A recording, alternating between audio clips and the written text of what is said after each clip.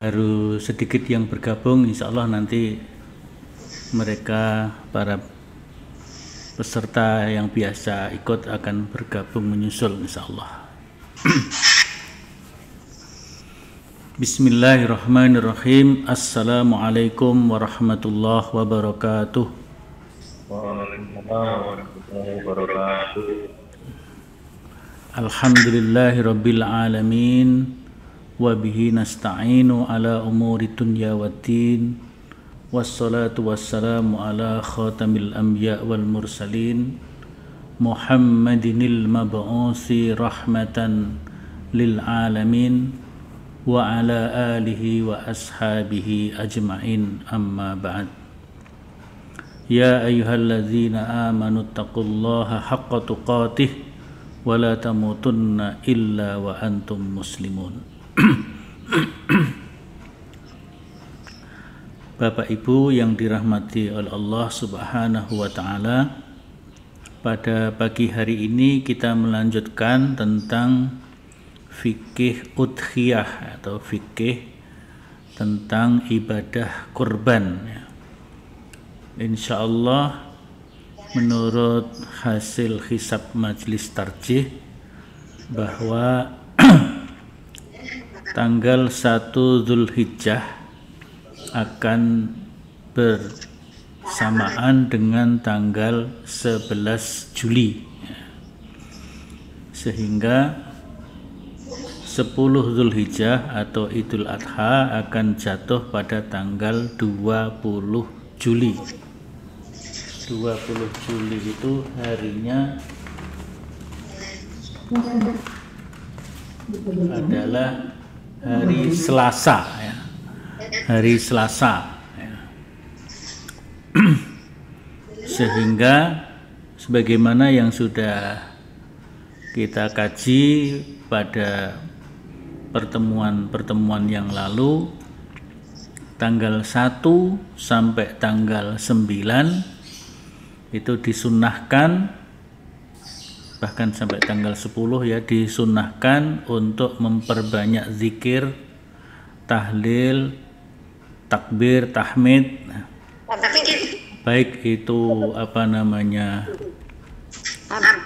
sudah menggunakan takbir muqayyad yang berkaitan dengan takbir id maupun pakai takbir mutlak, ya, takbir, tahlil, tahmid secara mutlak. Jadi kalau secara mutlak berarti kita tidak terikat dengan model lafadz takbirnya Idul Adha atau Idul Fitri.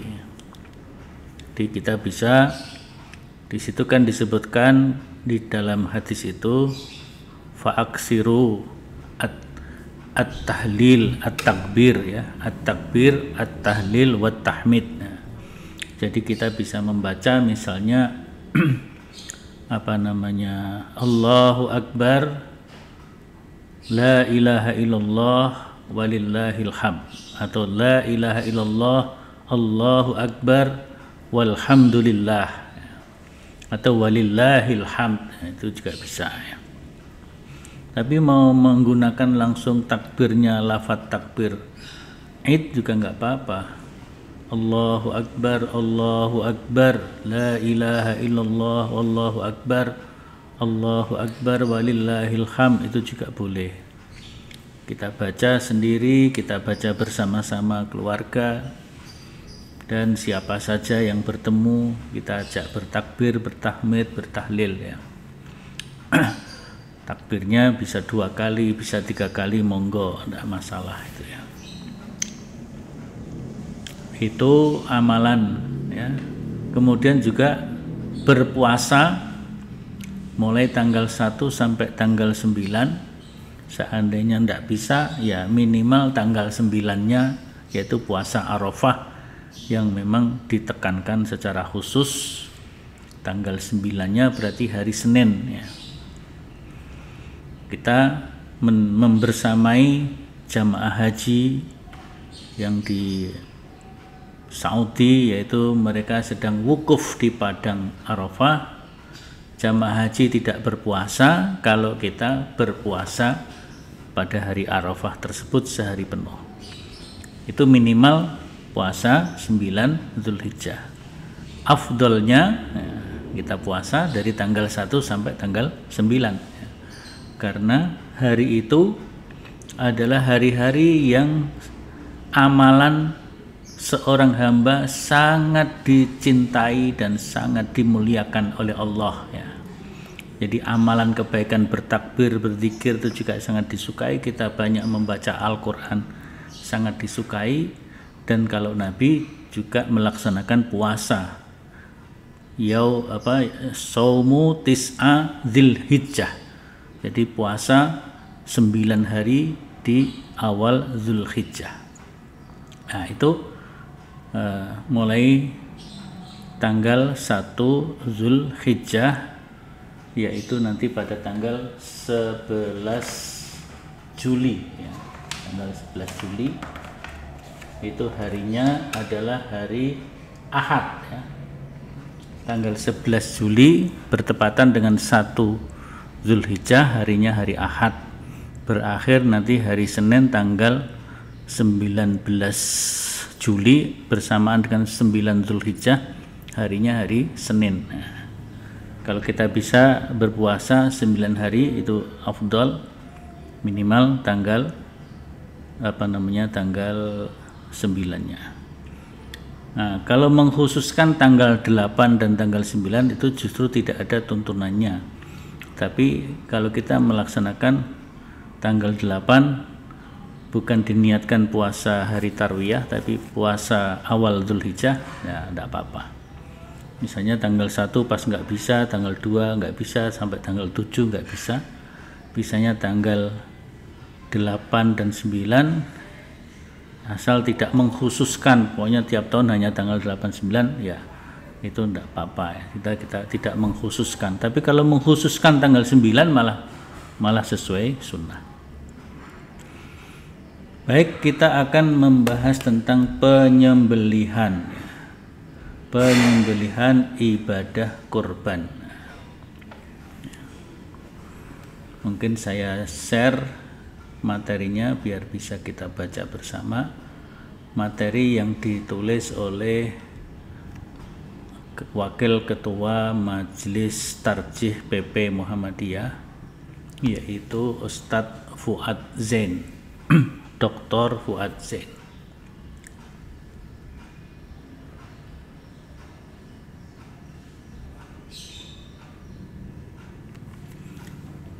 Penyembelihan kurban. Yang pertama, hewan yang dikurbankan dalam kondisi sehat dan tidak cacat. Maka kalau kita membeli hewan kurban ya harus teliti. Syukur bisa didampingi oleh orang yang memang ahli melihat binatang itu sehat apa tidak. Lebih afdal lagi kalau mungkin orang-orang yang menjual itu binatang-binatang kurban yang dijual sudah mendapatkan SKKH, surat keterangan kesehatan hewan, surat keterangan kesehatan hewan oleh dokter hewan yang ada di dekat kita, di sekitar kita. Tidak perlu dari dinas kesehatan, tapi dari dinas peternakan ya. Maksudnya kalau dinas kesehatan kan mengurusi kesehatan manusia, bukan kesehatan binatang ya. Jadi syukur ada keterangan. Kalau kemarin dari dinas peternakan provinsi itu menganjurkan agar ada SKKH, tapi mungkin kalau kita nggak bisa mengurusnya atau mungkin sulit karena mungkin jauh dari dokter hewan dan sebagainya, ya paling tidak ada orang yang memiliki keahlian untuk melihat, oh binatang ini sehat, binatang ini tidak cacat, binatang ini tidak mengandung penyakit. Ya biasanya dilihat dari sorot matanya ya. Makanya kita tidak boleh menyembelih binatang kurban yang buta, binatang itu buta, makanya tidak boleh ya, harus yang sempurna, matanya terlihat jelas, sehat, pandangannya jelas ya. Itu ya, sehat dan tidak cacat, syukur samin, gemuk ya, berdaging, tidak kurus kering. Kemarin sebagian sudah kita bahas juga ya.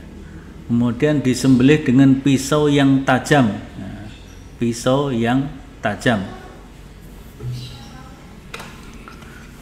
Maka harus dipersiapkan betul pisaunya untuk menyembelih itu, jangan sampai pisaunya tidak tajam. Itu nanti kasihan kepada binatang yang kita sembelih. Jadi binatang itu, menyembelih binatang pun harus dengan cara yang baik, diantaranya adalah pisaunya tajam, syukur sekali jalan dengan tepat akan putus jalur kerongkongan, tenggorokan, dan urat nadi. Tiga jalur itu putus. Ada yang mengatakan minimal 2 dari 3 itu, tapi kalau 3-3-nya putus itu tentu yang lebih baik ya. 3-3-nya putus sehingga mengalirkan darah dengan bagus. Lebih bagus lagi kalau bisa mendeteksi alur nafas ya, alur nafas. Dan pisau memotong leher binatang itu kalau sapi dan kambing ya. Kalau unta itu leher di dekat pundak ya. Nahar itu menyembelih model unta ya. Yang disembelih adalah naharnya, yaitu leher yang dekat dengan pundak. Itu kalau unta ya. Semuanya harus dengan pisau yang tajam. Sehingga kalau naharnya unta, pisaunya itu cukup pisau kecil tapi tajam ya. Sehingga dengan begitu langsung mengalirkan darah begitu deras. Dan unta dalam keadaan berdiri, kemudian setelah mengalir darah dengan deras, maka unta itu otomatis akan duduk dengan sendirinya dan roboh ya. Sedangkan kalau sapi dan kambing dan sejenisnya biasanya dia dirobohkan terlebih dahulu, dan cara merobohkannya juga harus dengan baik ya, dengan baik sehingga tidak merasa tersakiti dan sebagainya. Sekarang sudah banyak teknis yang dilakukan, bahkan menggunakan perangkat tertentu ya, dengan peralatan, sehingga binatang yang sudah roboh, andaikan tempatnya posisinya nggak tepat, itu dipindah dengan alat itu, ada rodanya, sehingga sapi pun tidak merasa diseret-seret. Jadi tidak boleh diseret-seret ya. Jadi kalau yang tanpa alat dengan roda itu ya nggak boleh diseret. Di mana sapi itu roboh, di dekat leher yang akan dipotong keluar darah, disitulah digali untuk mengalirkan darah tersebut.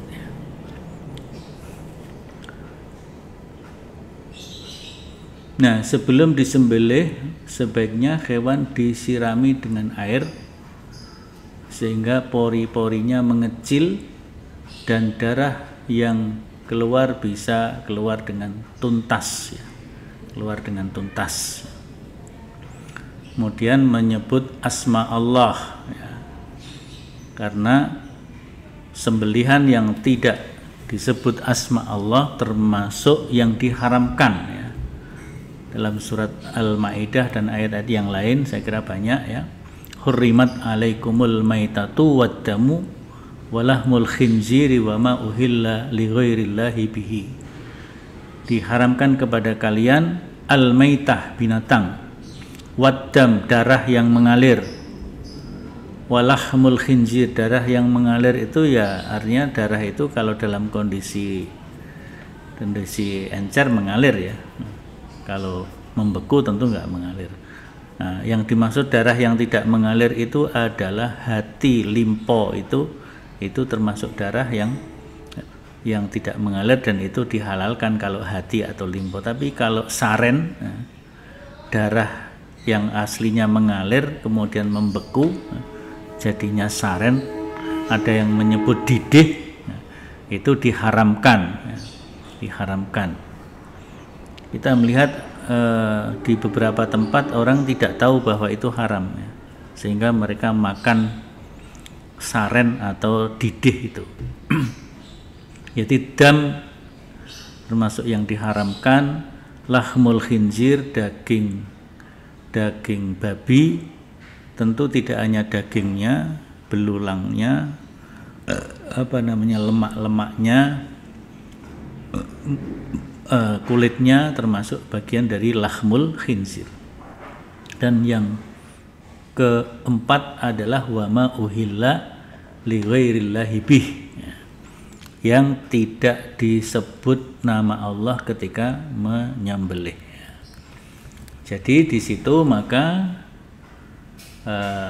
kita menyembelih dengan menyebut asma Allah, yaitu Bismillahi Allahu Akbar, Bismillahi Allahu Akbar, atau Bismillahirrahmanirrahim juga boleh.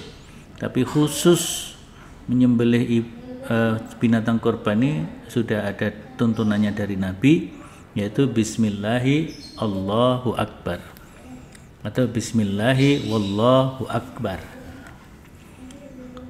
Nah, waktu menyembelih adalah setelah sholat id, jangan disembelih sebelum sholat id. Kalau disembelih sebelum sholat id itu tidak berlaku sebagai kurban atau udhiyah, tapi sembelihan biasa, sembelihan biasa. Sedangkan kalau disembelih sesudah sholat maka dia adalah udhiyah yang makbulah. Nah, di sini hadisnya riwayat Bukhari, riwayat Bukhari. Nah, disebutkan dari Sufyan al-Bajali qol, ini kita ringkas saja ya, dohaina ma'a Rasulillah sallallahu alaihi wasallam udhiyatan dzata yaumin fa idza unasun qad dzabahu dohayahum qabla shalah falamma in sarafa ra'ahum an-nabi sallallahu alaihi wasallam annahum qad dzabahu qabla shalah faqal man dzabaha qabla shalah falyazbah makanaha ukhra wa man kana lam yazbah hatta sallaina falyazbah ala ismillah. Jadi di sini ada beberapa orang sudah menyembelih binatang kurbannya sebelum sholat, maka ketika selesai sholat Nabi melihat hal tersebut, kemudian Nabi mengatakan man dzabaha qabla shalah, barang siapa yang menyembelih sebelum sholat maka fal yazbah makanaha ukhra, maka hendaklah dia menyembelih lagi sebagai penggantinya. Jadi sebagai kurbannya yang tadi enggak berlaku sebagai kurban, hanya sembelihan biasa. Wa man kana lam yazbah hatta sallaina, barang siapa yang tidak menyembelih sampai kita selesai salat, fal yazbah ala ismillah, maka hendaklah dia menyembelih kapan saja, tentunya di hari-hari nahar seperti hari tasyrik pertama tanggal 11 Dzulhijjah 12 sampai 13, dan disembelih selalu dengan atas nama Allah. Pengulitan setelah binatang betul-betul mati, ya, binatang itu betul-betul mati, ya, maka itu harus betul-betul, ya, dinyatakan, ya, setelah disembelih kemudian binatang itu betul-betul sudah tidak bergerak, sudah tidak ada tanda-tanda kehidupan, baru boleh dikuliti, termasuk boleh dipotong antara badan dan kepalanya, ya. Jadi kalau belum mati betul, masih bergerak-gerak, ya ditunggu sampai betul-betul binatang itu sudah tidak bergerak sama sekali. Shahibul kurban diutamakan dia yang akan menyembelih, tapi kalau dia tidak mampu, tidak berani, tidak memiliki keberanian untuk menyembelih, maka dia sebaiknya menyaksikan penyembelihan hewan kurbannya. Tapi kalau dia tidak bisa menyaksikan juga nggak apa-apa ya. Misalnya kita berkorban tidak di daerah kita, kita kirim korban kita ke saudara-saudara kita yang membutuhkan di jauh sana, mungkin masih sedikit orang berkorban di sana, korban kita kirim ke sana. Kita kirim, bisa dikirim berupa uang untuk dibelikan di sana, atau dikirim dengan binatang yang masih hidup dibawa ke sana, disembelih di sana. Maka kita tidak mampu, tidak bisa menyaksikan, tidak apa-apa. Kalau itu disembelih di sekitar kita, ya kita shahibul kurban, afdolnya adalah menyaksikan. Karena ketika disembelih binatang kurbannya itu, orang yang menyembelih juga mengucap Bismillahi Allahu Akbar, orang yang menyaksikan juga mengucap yang sama, Bismillahi Allahu Akbar. Shahibul kurban dibolehkan ikut makan daging kurbannya, di samping untuk dibagikan kepada fakir miskin dan kerabat. Fakir miskin di luar daerah kita pun boleh mendapatkan daging kurban. Jadi misalnya kurban yang kita sembelih di tempat kita, dagingnya kita kirim ke tempat lain, itu juga dibolehkan.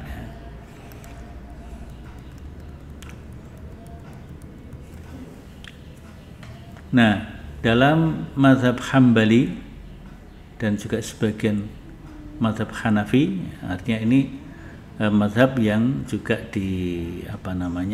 menjadi rujukan dari majelis tarjih kita.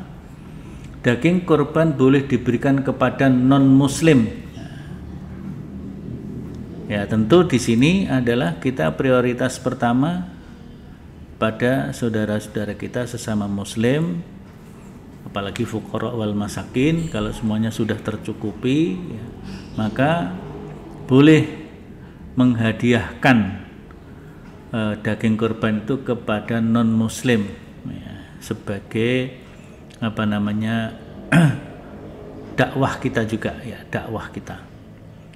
Apalagi kalau non muslim itu di dekat kita, di kanan kiri kita, kita membagi daging kemana-mana, kanan kiri kita yang non muslim kok nggak diberi, ya itu sebaiknya diberi. Jadi yang non muslim pun kita memberi seperti yang dicontoh atau difatwakan oleh imam mazhab, baik itu Hambali maupun Hanafi. Kalau mazhab Imam Ahmad bin Hambali ini adalah seorang imam mazhab yang sangat disiplin dalam memegang dalil Quran dan Sunnah, ya, dalam memegang dalil-dalil Quran dan Sunnah.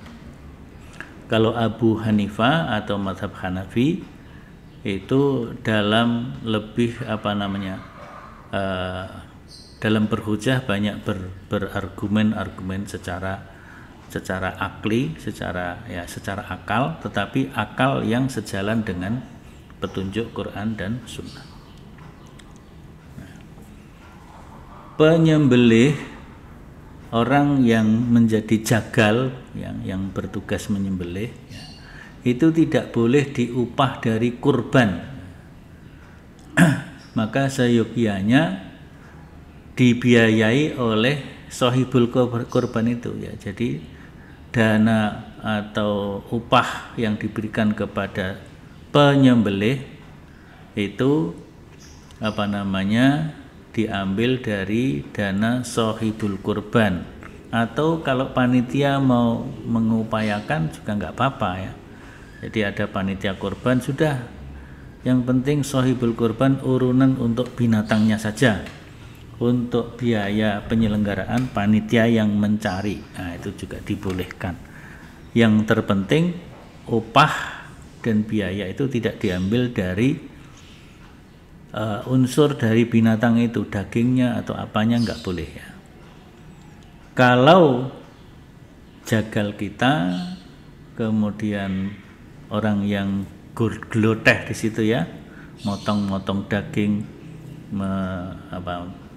menimbang-nimbang ya, kemudian dimasukkan dalam besek atau tas untuk dibagi-bagi, mereka itu kita beri hadiah, bukan upah ya. Mereka dapat hadiah ya. Hadiah, di samping mereka dapat bagiannya sebagai jamaah umum ya, dia diberi hadiah, tidak apa-apa, itu bukan upah. Kemudian sohibul kurban tidak boleh atau tidak berhak menjual kulit hewan kurban, tapi kulit boleh dijual oleh panitia atau oleh siapapun yang hasilnya dimanfaatkan untuk kemaslahatan ummah, bukan untuk kepentingan sohibul kurban. Ini yang penting ya. Bukan asal tidak boleh menjual kulit kurban ya. Kulit binatang kurban tidak boleh dijual oleh sohibul kurban untuk kepentingan sohibul kurban itu sendiri. Kalau dijual untuk keperluan kemanfaatan umat itu boleh ya. Ya, misalnya kalau kulit itu ikut kita potong-potong, kita bagi kepada jamaah, apakah itu termanfaatkan apa tidak? Bisa jadi tidak termanfaatkan, mungkin ada yang nggak tahu caranya mengolah kulit. Nah, kulit itu mungkin harus dibakar terlebih dulu, bulunya dibakar, kemudian dikerok dan sebagainya, baru dimasak. Nah, itu mungkin menyulitkan, sehingga kulit biasanya tidak dipotong-potong, tidak dibagi, tetapi kulit kurban ya ada yang cuman dibuang begitu saja ada, dan itu tentu tidak baik. Kalau kulit itu bisa dimanfaatkan ya bisa dijual, hasilnya dimanfaatkan untuk kepentingan umat. Nah, waktu menyembelih doanya tadi sudah kita sebutkan ya. Bismillahi wallahu akbar. Bismillahi wallahu akbar. Kemudian bisa juga ditambahkan, kalau itu doanya yang dilakukan oleh Nabi, Allahumma minka, ya Allah, ini binatang sebagai rizki dari engkau, walaka, dan kami sembelih untukmu, wa an Muhammad, dan dari Nabi Muhammad sallallahu alaihi wasallam, wa ummatihi, dan umatnya. Bismillahi wallahu akbar. Jadi kita berdoa lengkap seperti itu, seperti riwayat Abu Dawud, monggo. Jadi ketika menyembelih, Allahumma minka walaka wa an Muhammad. Nah, jadi ya Allah, Allahumma, ya Allah, binatang ini minka, darimu, rezeki darimu, walaka, dan kami korbankan untukmu, untuk mencari ridhomu, wa an Muhammad, dan ini merupakan ajaran dari Nabi Muhammad sallallahu alaihi wasallam, wa ummatihi, dan juga untuk umatnya. Bismillahi wallahu akbar. Nah, kemudian dibaca bismillahi dengan nama Allah, wallahu akbar, dan Allah maha agung, maha besar. Itu tentang penyembelihan. Nah, adab ya, adab menyembelih binatang yang perlu diperhatikan. Hendaknya yang pertama yang menyembelih tadi ya, sahibul kurban sendiri kalau punya kemampuan, punya keberanian ya. Kalau enggak diwakilkan tadi ya. Kalau diwakilkan, sahibul kurban disunahkan menyaksikan. Kalau memang bisa disaksikan karena disembelih di dekat, kalau enggak ya pisau setajam mungkin ya, seperti hadis Nabi, innallaha kadabal ihsan ala kulli syai' fa idza qataltum fa ahsinul qitlah wa idza dzabhtum fa ahsinuz dzabha wal yuhidda ahadukum syafratahu falyurih dzabihahu. Sesungguhnya Allah mewajibkan untuk selalu berbuat ihsan. Ihsan itu berbuat yang terbaik dalam segala hal. Jika kalian membunuh, misalnya dalam peperangan membunuh orang, maka juga membunuhnya dengan cara yang baik. Artinya membunuhnya tidak dimain-main sehingga menyakitkan orang yang dibunuh. Jadi kalau terpaksa membunuh ketika peperangan, bunuh dengan yang baik. Dan ketika menyembelih untuk binatang, untuk dikonsumsi termasuk binatang kurban, sembelih dengan ihsan, dengan sebaik mungkin, yaitu hendaknya kalian mempertajam pisaunya dan menyenangkan, falyurih, menyenangkan, artinya membuat binatang yang disembelih itu merasa nyaman, tidak terlalu tidak terlalu sakit ya. Nah, ini juga penting, tidak mengasah pisau atau menyembelih binatang lain di depan binatang yang akan disembelih. Jadi maka kalau menyembelih binatang yang lain harus ditutup matanya atau dipinggirkan agak jauh gitu ya. Seperti hadis Nabi, amar Rasulullah SAW bihaddis syifar wa antuwara anil bahaim. Rasulullah memerintahkan mengasah pisau tanpa memperlihatkan kepada hewan yang akan disembelih. Kemudian menghadapkan hewan ke arah kiblat. Hewan yang disembelih dihadapkan ke kiblat dalam posisi tempat organ yang akan disembelih atau lehernya, bukan wajahnya.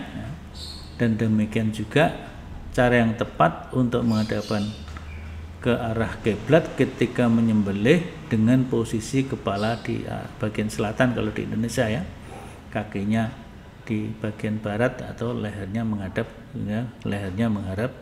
ke barat, kakinya di utara menghadap ke barat juga ya. Kemudian penyembelihnya juga menghadap ke kiblat. Telah siap mengucap Allahumma minka walaka wa an Muhammadin wa ummatihi bismillahi Allahu akbar, langsung kita sembelih. Nah, membaringkan hewan di atas lambung sebelah kiri ya, Imam Nawawi mengatakan terdapat beberapa hadis tentang tersebut ya, membaringkan hewan di bagian lambung kiri ya. Jadi kalau arah selatan kan memang kiri yang di bawah gitu kan. Para ulama sepakat cara membaringkan yang benar ke arah kiri, sehingga kalau teknisnya pun harus diarahkan sedemikian rupa sehingga binatang itu bisa robohnya ke arah kiri ya. Ke arah kiri. Kalau salah robohnya ke arah kanan nanti kan membaliknya agak susah gitu ya, bisa itu sedikit menyiksa binatang tersebut.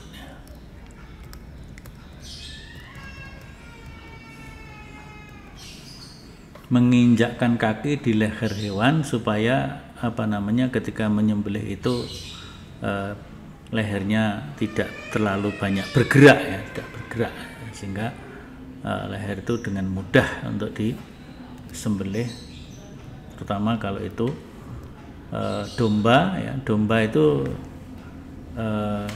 bagian leher dan bagian pundak itu ditekan, sehingga kalau ditekan maka domba atau kambing itu sudah merasa tenang.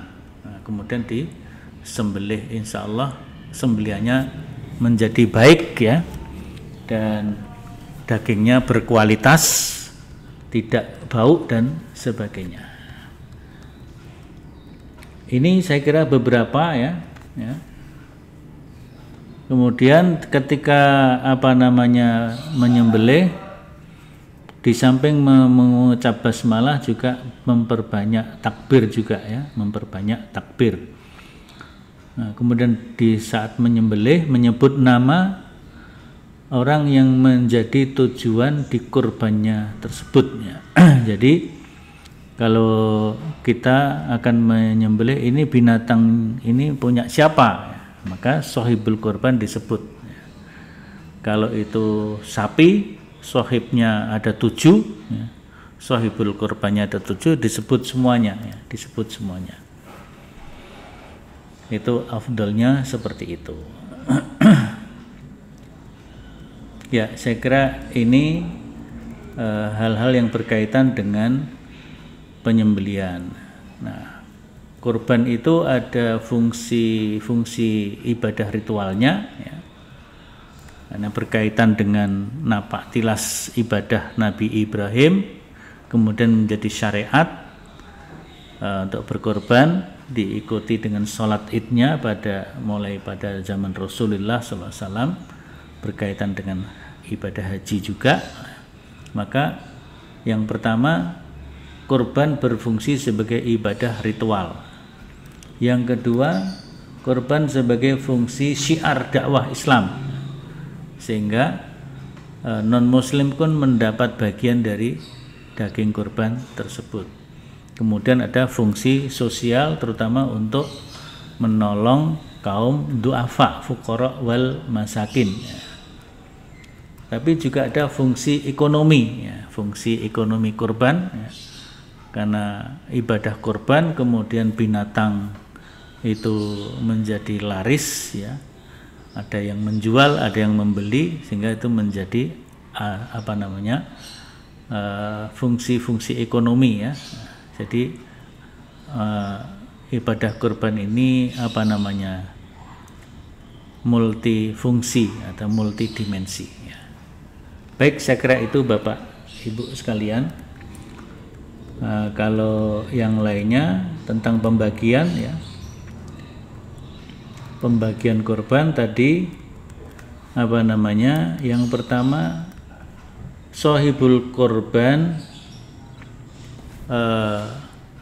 boleh mengambil dan maksimal adalah sepertiga, tapi kebanyakan ya tidak sampai sepertiga. Tapi kalau terpaksa sepertiga, mau dibagi kepada keluarganya, monggo. Jadi maksimal sohibul kurban itu adalah sepertiga. Yang lainnya dibagikan kepada fuqara wal masakin. Kalau dalam surat Al-Hajj itu ba'isal fakir dan juga al-qani wal mu'tar. Ba'isal fakir itu ada yang qani, orang yang menerima apa adanya, tidak mau meminta-minta, tapi sebenarnya dia butuh, ya.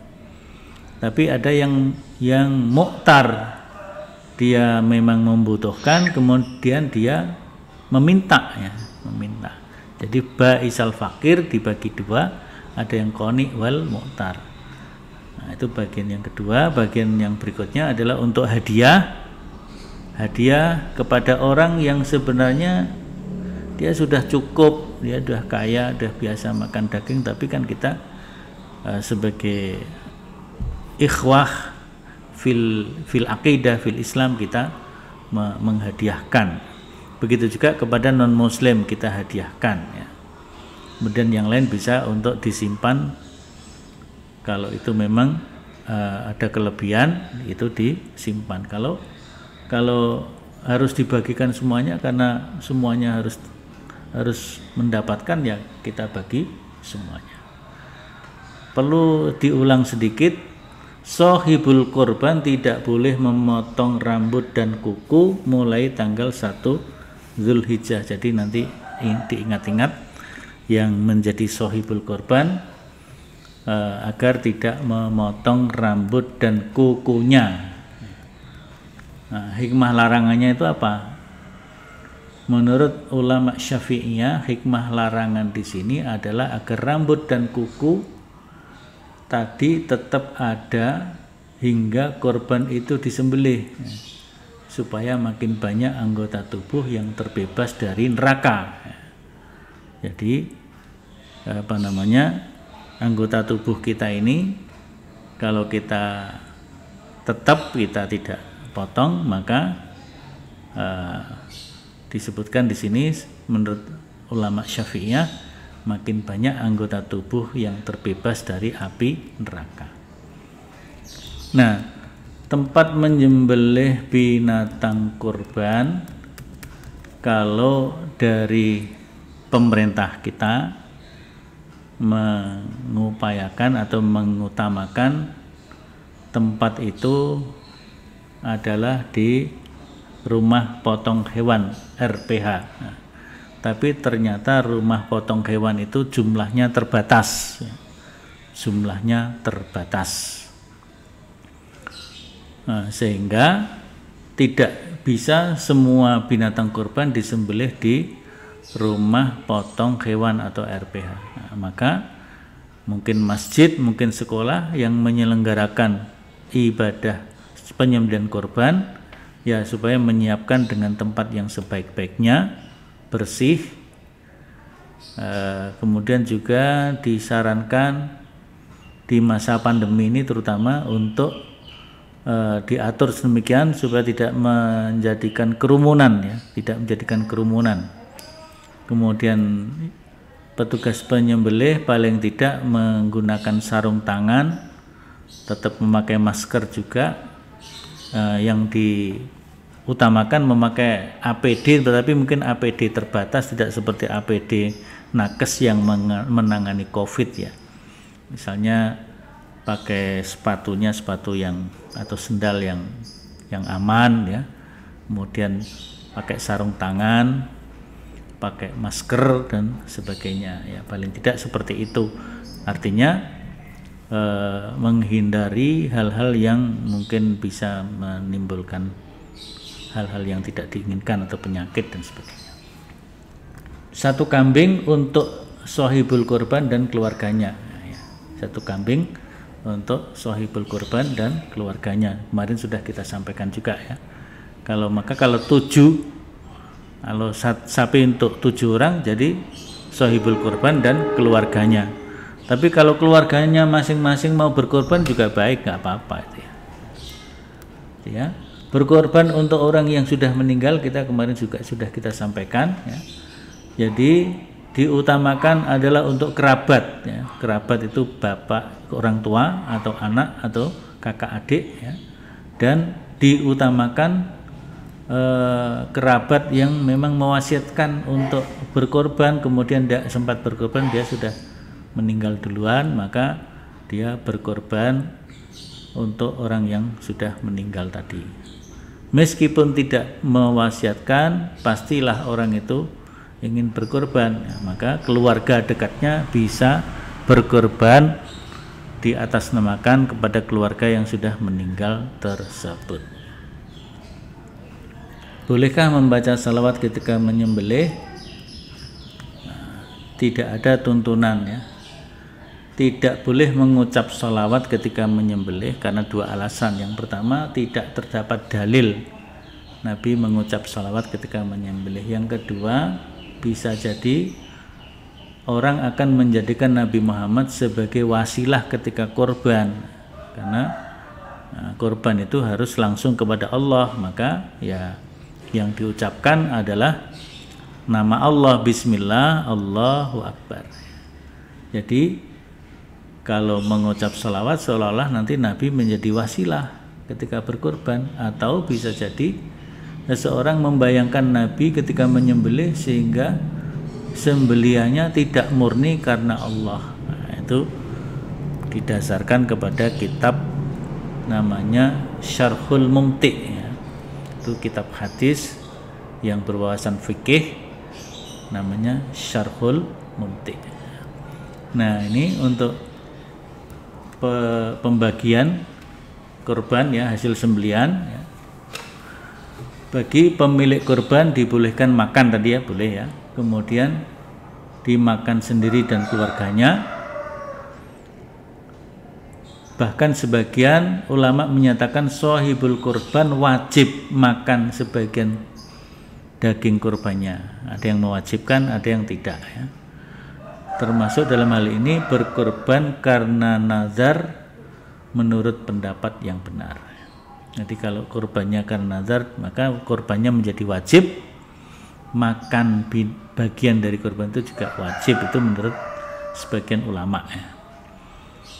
disedekahkan kepada orang yang membutuhkan, dihadiahkan kepada orang lain meskipun orang itu kaya, kemudian disimpan sebagai bahan makan di hari yang lainnya. Itu pemanfaatan hasil kurban atau pembagian daging kurban. Bolehkah memberikan daging kepada orang kafir? Ya, tadi disebutkan kepada non muslim, ya dibolehkan, ya, dibolehkan.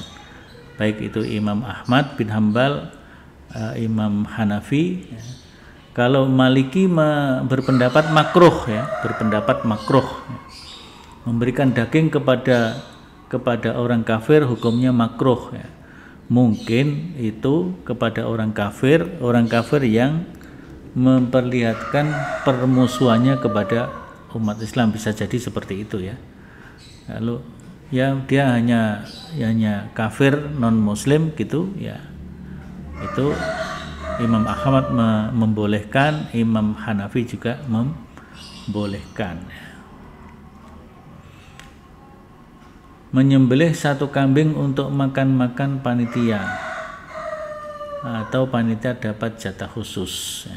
Jadi kalau panitia membeli kambing untuk disembelih, sehingga mereka ketika ketika mengelola kurban itu tidak mengambil dari daging kurban dimasak, tapi beli daging sendiri atau beli binatang disembelih sendiri kemudian dimakan untuk penyelenggara, itu baik-baik saja. Tapi sebenarnya mengambil dari daging binatang itu juga binatang kurban juga dibolehkan, karena itu bagian dari hadiah, ya, bagian dari hadiah.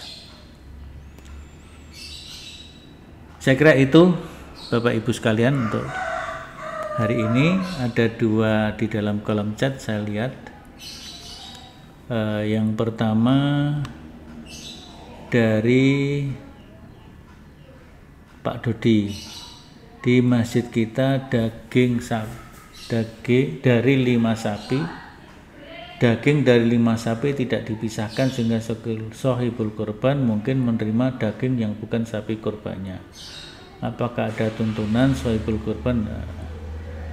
Yang pertama, kalau itu sudah disepakati dalam musyawarah panitia dan juga sohibul kurban, sudahlah ini jadi satu saja, kemudian dihitung seluruhnya, sehingga bagian dari sohibul kurban semuanya sama, misalnya rata-rata 3 kilo semua, ya 3 kilo semua, 3,5 kilo, 3,5 kilo semua, dengan tidak mempertimbangkan ini dagingnya sapi yang mana. Kalau itu sudah disepakati bersama, tidak masalah, ya, tidak masalah. Misalnya kan urunannya sama, ya.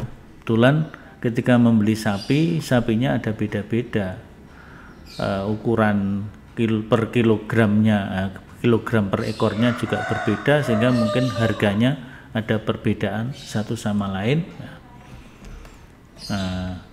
Itu kalau mau disendirikan sapi 1, 2, 3, 4, 5 monggo, tapi kalau dicampur saja nanti disepakati pokoknya bagiannya podo kabeh, ya, karena urunannya sama, enggak apa-apa. Kemudian yang kedua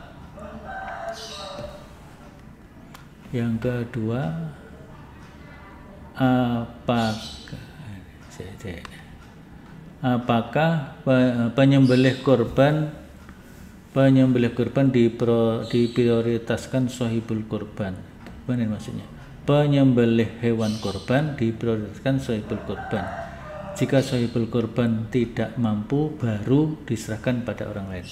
Apakah ya itu jelas tadi tuntunannya, ya. Sunnahnya sohibul kurban nyembelih sendiri. Kalau dia nggak mampu, nggak berani, diserahkan kepada orang lain yang ahli.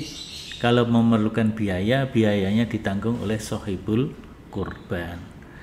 Seandainya panitia udahlah sohibul kurban cukup urunan binatangnya, panitia mencari usaha untuk mencari dana untuk penyelenggaraan, ya nggak apa-apa juga. Kemudian yang berikutnya dari siapa ini, nggak ada namanya. prodi IKT. Mohon izin minta responnya. Sekarang ini ada fenomena sekelompok orang menciptakan alat mengikat lembu yang akan disembelih. Jadi saat disembelih lembu tidak melawan, jadi mati dalam kondisi terikat. Setahu saya darah lembu tersebut tidak keluar semua karena tidak adanya gerakan perlawanan yang disembelih. Bagaimana menurut jadi kalau saya kira sapi itu kan dirobohkan dengan beberapa teknis. Ada yang menggunakan alat tertentu yang seperti kandang, tapi kemudian nanti binatang kandang itu diinikan sehingga binatang tidak banyak bergerak, tapi binatang itu justru mungkin merasa nyaman karena dia robohnya aman ya, karena roboh bersama alat itu ya. Kemudian alat itu ada rodanya ya, dan sebagainya ya. Saya tidak punya ilmu apakah kalau binatang itu enggak ada perlawanan itu kemudian keluar darahnya tidak tuntas. Wallahu alam ya, apa benar begitu? Mungkin yang ahli perbinatangan, biologi binatang mungkin bisa memberikan komentar ya.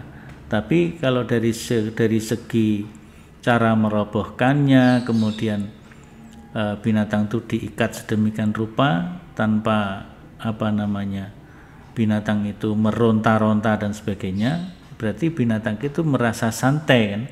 Kalau merasa santai, kemungkinan justru malah bisa keluar darahnya lebih deras, lebih tuntas. Apalagi ketika menyembelih diatur sedemikian rupa, tahu jalan nafas, ketika nafas keluar sembelih dilakukan sehingga darah akan keluar dengan deras di saat napas keluar, sehingga dagingnya menjadi berkualitas.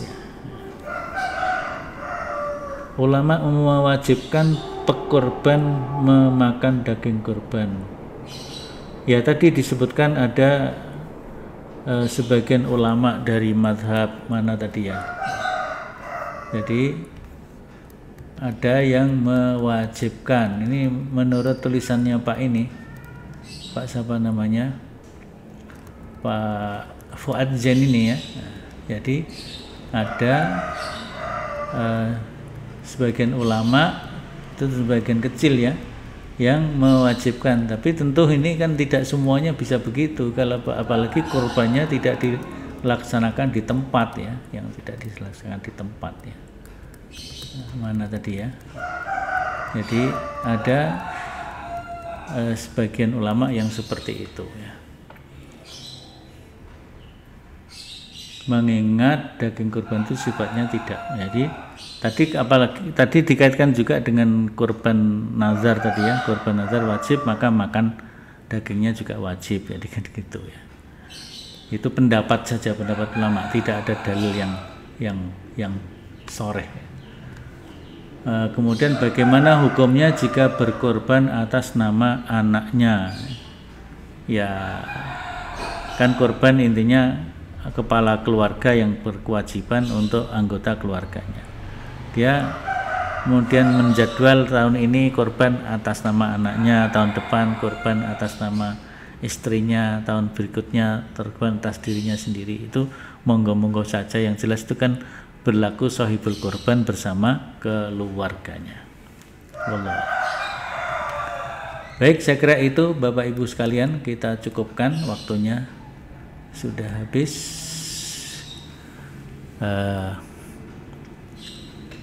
Kita akhiri bersama dengan doa kafaratul majlis. Subhanakallahumma wa bihamdika asyhadu an la ilaha illa anta astaghfiruka wa atubu ilaik. Walhamdulillahirabbil alamin. Wassalamualaikum warahmatullahi wabarakatuh.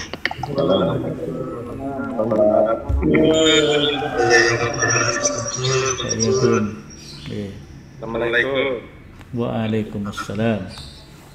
Ustadz Andri Nirwana ini cerah sekali ini.